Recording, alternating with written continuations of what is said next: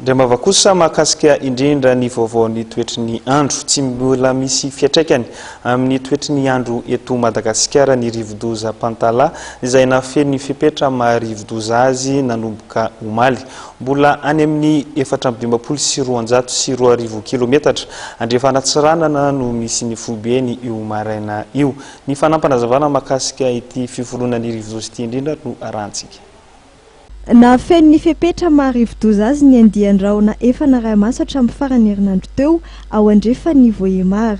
Mitondra ny anarana Pantala ity rivodoza ity izay anarana amin'ny fiteny malagasy.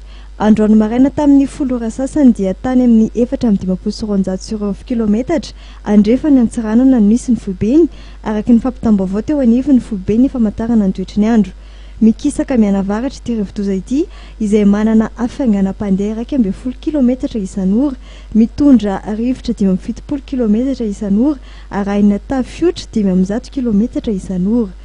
Hatreto tsy mbola misy fiatraikany amin'ny mety ho tetry ny andro eto Madagasikara ity rivodoza ity, mbola ny ala izay no mandrafitra ny toetry ny andro mandritra ity herinandro ity ary isatrany ny rivotra.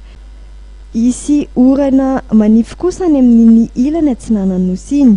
Ho an'ireo mpanjono amin'ny tapany atsimo nosy iny kosa dia entanina tsy handrika satria dia tafiakatra maherin'ny 3 metatra ny avon'ny ranomasina.